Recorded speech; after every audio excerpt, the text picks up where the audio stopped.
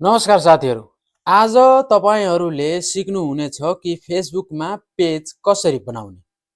गएका केही दिनहरूमा मैले तपाईहरूलाई बताइसकेको छु धेरै कुराहरू।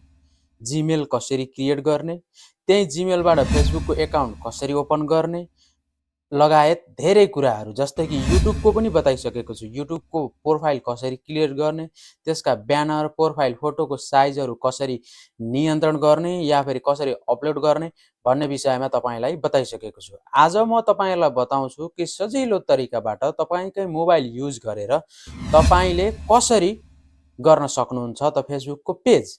आज हामी कुरा बुझ्नेछौँ पुरै स्क्रिनको शेयरको साथमा। भिडियोको अन्त्य तक रहेर हेरेर तपाईले पनि तपाईको पेज क्रिएट गर्न सक्नुहुन्छ सही तरिकाबाट। आउनुहोस् सुरु गरौँ ढिलाइ नगरिकन। सबैभन्दा तपाईको मोबाइलको अगाडि रहेको फेसबुकमा जानुहोस्। फेसबुकमा गइसकेपछि यसरी फेसबुकमा क्लिक गर्ने। यो देखाइएको फेसबुकमा क्लिक गरिसकेपछि यस्तो खालको यहाँ टेढा देखिएको होला। यसलाई मैले सिधै नै छिटै नै सिधा बनाउँछु। अब तपाईँ यहाँ जानुहोस्। त्यसपछि तपाईँ भित्र गइसकेपछि तपाईले त्यहाँ देख्न सक्नुहुन्छ क्रिएट अ फेसबुक पेज भन्ने। जब प्रोफाइलमा क्लिक गरिसकेपछि यहाँ तपाईले देख्न सक्नुहुन्छ। यति यहाँ भित्र गइसकेपछि तपाईले यहाँ क्रिएट अ न्यू पेजमा क्लिक गर्नुपर्ने हुन्छ या फेरि तलको अपग्रेड योर एक्सटेन्सन प्रोफाइल भनेको छ, यो अहिले अपलोड गर्दिन। तपाईहरुको लागि नै मैले त्यस दिन बनाएको थिएँ। आज म क्लिक गर्छु क्रिएट अ न्यू पेजमा क्लिक। यहाँ क्लिक गरिसकेपछि नेक्स्ट भन्ने आउँछ अप्सन। त्यो नेक्स्ट भन्ने अप्सनलाई तपाईले क्लिक गर्नुहोस्। त्यसपछि तपाईलाई मन पर्ने नाम त्यहाँ तपाईले छनौट गर्न सक्नुहुन्छ। अब त्यो नाम छनौट गर्नको लागि तपाईसँग पहिले नै नाम भएको हुनुपर्छ तपाईको मनमा, या फिर तपाईले युट्युबबाट रिलेटेड केही हाल्दै हुनुहुन्छ या तपाईले राजनीतिक परिवेशका केही भिडियोहरू हाल्दै हुनुहुन्छ। त्यसै खालको तपाईले एकदमै युनिक हिसाबको तपाईलाई मन पर्ने पेज यहाँ क्रिएट गर्न सक्नुहुन्छ। अब यहाँ मेरो अलरेडी पहिले नै हिजो बनाएको भिडियोमा जुन तपाईहरुलाई नै देखाएको थिएँ त्यही नामको पेज नेपाली भन्ने जुन पेज छ त्यो पेजलाई नै आज म यहाँ क्रिएट गरेर देखाउँछु। हिजो मैले युट्युबमा बनाएर देखाएँ भने आज तपाईलाई म फेसबुकको प्रोफाइलबाट क्रिएट गरेको पेजमा गएर देखाउँछु। अब यहाँ हिजोको त्यो पेज के थियो त भने टेच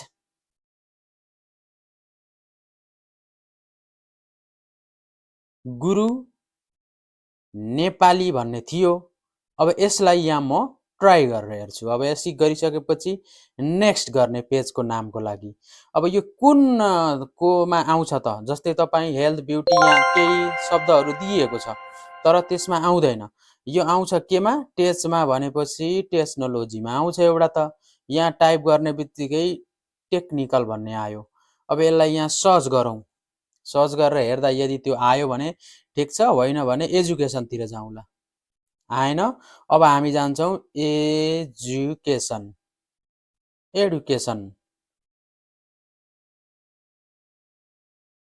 एजुकेसनको आयो। यहाँ तल आउँदो रहेछ तर त्यहाँ माथि हुँदाले देखिएन।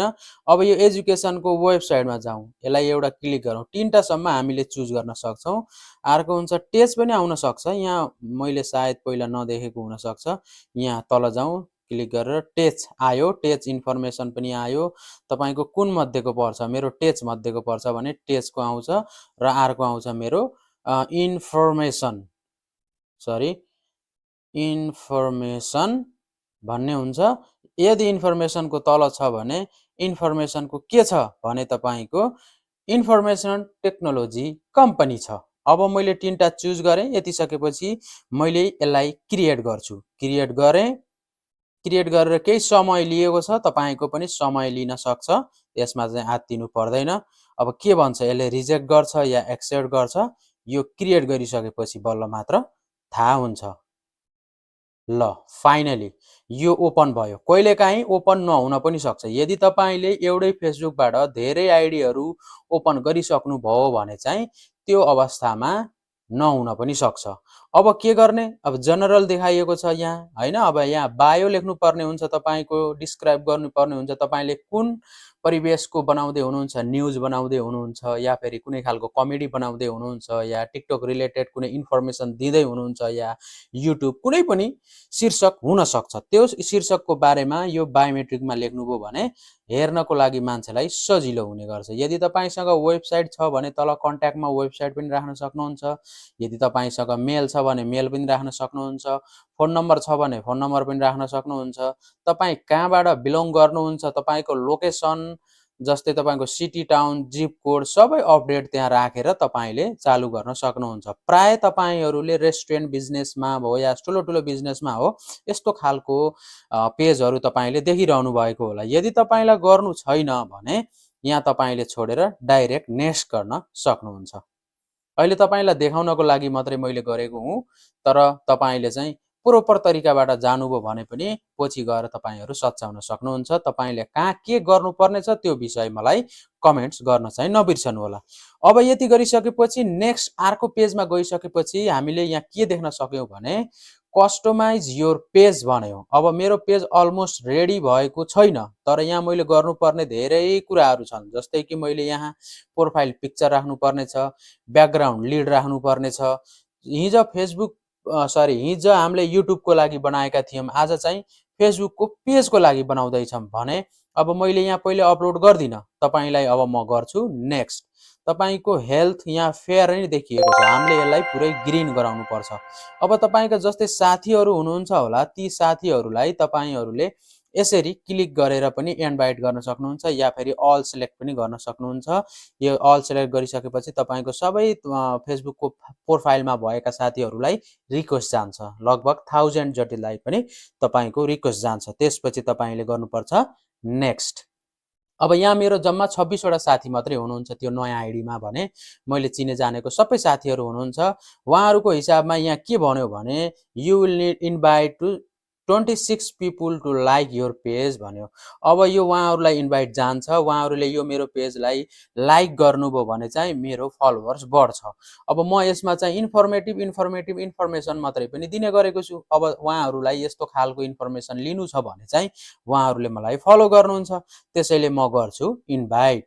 इन्भाइट भइसकेपछि उहाँहरुसँग यो मेरो पेज खोलेको छ है भनेर चाहिँ नोटिफिकेसनको जुन बेल कोन हुन्छ त्यहाँनिर पुगेको हुन्छ। अब यहाँ के भनेको छ भने stay inform about your page भनेको छ। अब यहाँ तपाईले मार्केटिङ प्रमोसन इमेल आदि गर्नु छ भने त्यो पनि हाल्न सक्नुहुन्छ। मार्केटिङ गर्नु छ भने चाहिँ तपाईले यो माथिको अन गर्नुपर्ने हुन्छ जुन यहाँ छ है। तर तपाईको मार्केटिङ छैन भने पेज नोटिफिकेसन अन योर पेजमा चाहिँ यो चाहिँ लिक गर्नुभयो भने तपाईको पेजमा आएका नोटिफिकेसन पनि तपाईको प्रोफाइलमा आउँछ। अब यति भइसकेपछि हामीले गर्छौं डन। अब यो भइसकेपछि हाम्रो लगभग स्विचिङ हुँदैछ प्रोफाइल। अब हाम्रो जुन प्रोफाइल थियो त्यो पेजमा परिणत भयो। ल हेर्नुस्, तपाई यहाँ देख्न सक्नुहुन्छ। अब यति गरिसकेपछि यहाँ बताएको छ कि तपाई कुन कन्टिन्यू गर्न चाहनुहुन्छ या गर्न चाहनुहुन्न। यदि तपाईसँग हिजो हामीले जुन खोजेको या फेरि नयाँ तपाईसँग आइडी छ भने त्यसलाई नै हामीले कन्टिन्यू गर्नुपर्ने हुन्छ। अब यो भइसकेपछि तपाईको आइडी एकदमै रेडी भएको छ। तर अब यो गर्दा पनि तपाईको फेसबुकको जुन पेजको फोटो हुन्छ त्यो फोटोको साइज र त्यसको ब्याकग्राउन्डको जुन कभर फोटो हुन्छ त्यसको साइज पनि हुने गर्छ। अब त्यो साइजको फोटो बनाउनु पर्छ। त्यो फोटो बनाउनको लागि कहाँ जानुपर्छ भन्ने कुरा या फेरि कतिको हुनुपर्छ भन्ने कुरा तपाईले कमेन्ट्स गर्नुभयो भने म तपाईलाई फेरि अर्को भिडियो बनाएर दिनेछु। अब पेज त बनाइयो, तर त्यो पेज हुन्छ कहाँ, आउनुहोस् हेरौँ है त। अब जब तपाईले त्यहाँ देख्न सक्नुहुन्छ तीनटा धर्कामा गएर क्लिक गर्नुहोस्। यहाँ तीनटा धर्कामा क्लिक गरिसकेपछि तपाईले यहाँ माथि जुन 1 देखिएको छ तलपट्टिको यस्तो एरो, त्यो एरोलाई क्लिक गर्नुभयो भने त्यहाँ तपाईको टी भन्ने देखियो नि, हो त्यो यतापट्टिकोलाई गर्नुभयो भने तल तपाईले देख्न सक्नुहुन्छ कि गो टु द अकाउन्ट सेन्टरको माथिपट्टि जुन कि यहाँ देखाउनु भयो यो साइडमा जुन देखिएको छ यो हामीले भर्खरै खोलेको पेज हो। अब यो पेज ओपन भयो। तपाईहरु देख्न सक्नुहुन्छ हैन। अब यति सजिलो तरिकाले पेज ओपन भयो। अब यहाँ तपाईसँग फाइन्ड फ्रेन्ड गर्नु छ भने पनि गर्नुस्, त्यसमा कुनै फरक पर्दैन। तर रिल हाल्ने, तपाईले भिडियो बनाउने, फोटो बनाउने यो पेजबाट गर्नुभयो भने त्यो पहिलाको प्रोफाइल भन्दा यो अझै सेक्युर हुने गर्छ। जसो कि तपाई यहाँ देख्न सक्नुहुन्छ, तपाईले एडिट गर्नुपर्ने हुन्छ धेरै कुराहरू। यहाँ चाहिँ हामीले भोलिको भिडियोमा हामीले यहाँ चाहिँ कसरी कुन फोटो हाल्ने र कुन फोटो हाल्दा राम्रो हुन्छ भन्ने विषयमा तपाईलाई बताउने छु। आजको यो पेज बनाउने तरिका तपाईलाई कस्तो लाग्यो? राम्रो लाग्यो भने कृपया शेयर, लाइक र कमेन्ट्स भने गर्न नबिर्सनु होला। भोलि फेरि यसै विषयको, यसको फोटोको कभर कति हुनुपर्छ र फोटोको साइज कति हुनुपर्छ भने त मैले जडो राम्रो भयो भने हाँगा फैलिन्छन्। त्यसकारण तपाईले यी सबै कुराहरू डिटेली रूपमा बुझ्दै जानुभयो भने तपाईलाई पक्कै पनि अर्निङ हुने या पैसा कमाउने बाटो ओपन हुनेछ। यतिन्जेलसम्म भिडियो हेर्नुभयो तपाईलाई धेरै धेरै धन्यवाद। आज भने म यही छोड्दै भोलि फेरि अर्को लिएर आउने छु। धन्यवाद।